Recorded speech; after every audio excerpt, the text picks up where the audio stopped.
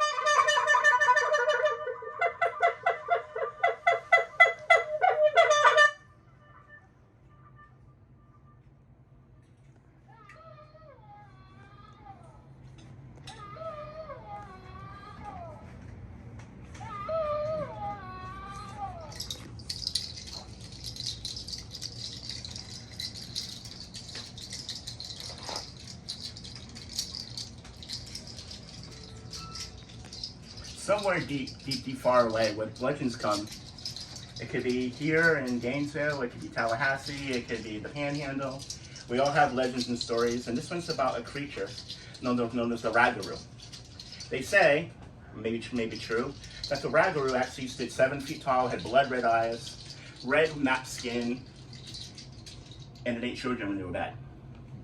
Ironically, most stories, they have things that eat children when they're bad. But this one's a little bit different. This one can actually change from man to Ragaroo and back to man without the moon.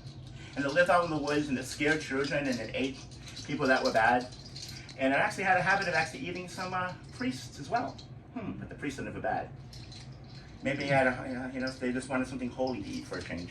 Now the priests are back. And in the woods, you would always hear the howls at night, and you did not want to hear the howls at night because the howls at night actually was the Ragaroo. And then you, as a kid or an adult, you went, was I really, really bad?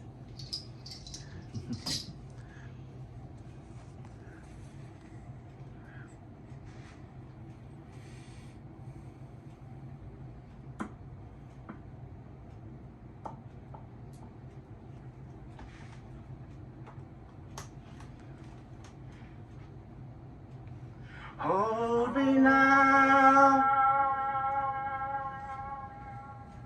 Oh, hold me now.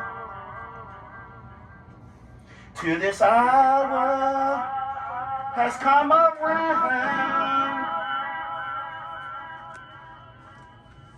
On the rising tide,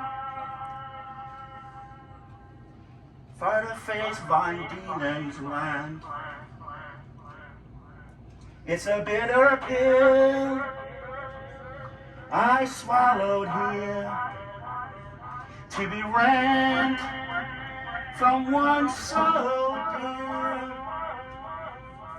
We fought for justice and not for gain, but the magistrate sent me away. So hold me now,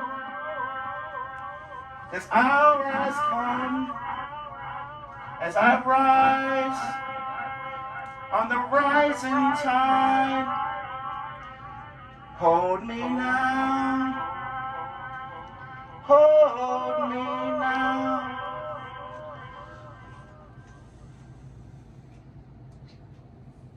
Thank you. Those have a glass, they can clap, have fun, have a glass. This is a toast. A toast! A toast! Toast! So as you slide down the banister of life, my dear friends, may you miss the splinters and beep, the strife. Salante. Toast to you.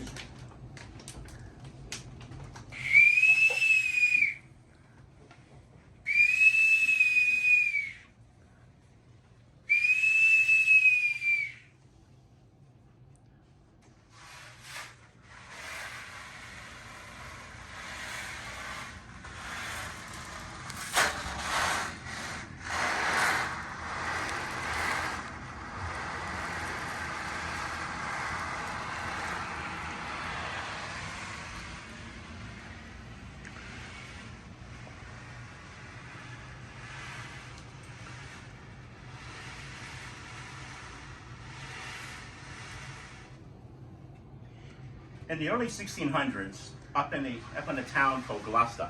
It's about 2 hours from, like, for here, Gainesville to Tarpon Springs. Where I was from, it's like Gloucester is 2 hours to Westport. Westport's a big port city. Well, in the 1600s, there was these women, and they said they were crazy because they were at the beach, dressed, scat, and they're only showing ankles, and they saw their sea serpent out in the ocean. So they came in and told the men, "There's a sea serpent out in the ocean." And they're like, "No, you're silly ladies." And they're like, "No, no, no, no, no." And they dismissed it. Well, for years went by, people thought they kept seeing this weird thing way out in the ocean.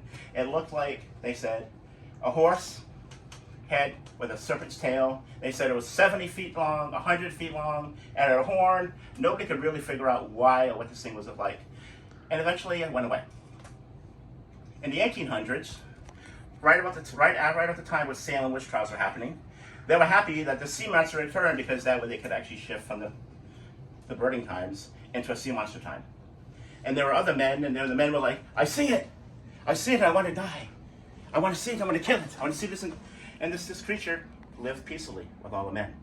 There was one man decided he was going to try to shoot it. He missed, well, he died. Another man tried to shoot it, he died. And the natives came in and said, "If you try shooting it, you're going to die." So this creature just grew, and it grew, and it grew. And then during this time, the Massachusetts Bay Company decided to set up shop.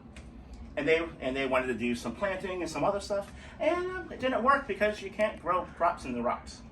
So all of a sudden, the sea serpent story grew and grew and grew, and people flocked to Gloucester to see what was going on with the sea monster. The sea monster never showed up. Then one night, the sea monster shows up, and it disappears. There's more, but I only have 15 minutes left.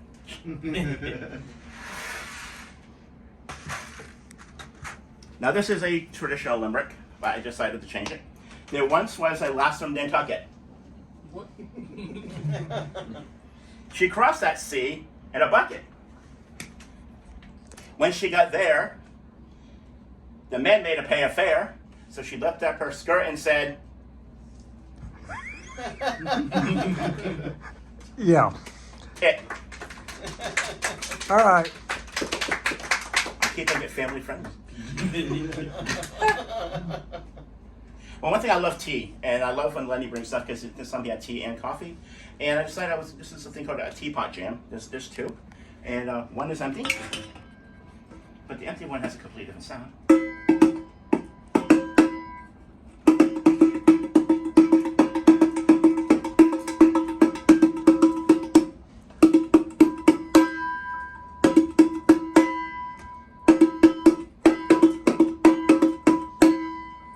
So that would be my clean song.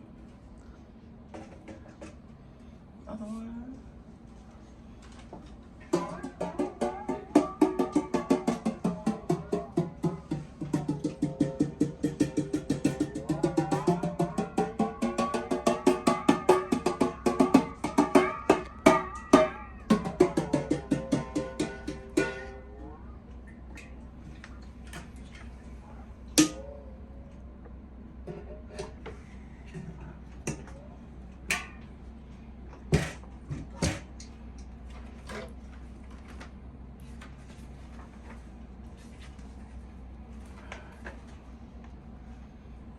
Hey, toast. A toast. Hey, toast. To all of you heckin' noisemakers, creating weird sounds, shine on. Dream on. And as Joe would say, rock on. Yeah. To all you weirdos of apartment music of future days to come and future days that were past, who played in parks and on stages, may you one day pass on. Through gates of wonder and beyond. And beyond, and beyond, and beyond, and beyond, and beyond. And be remembered well throughout the ages and beyond. Salute. Salud.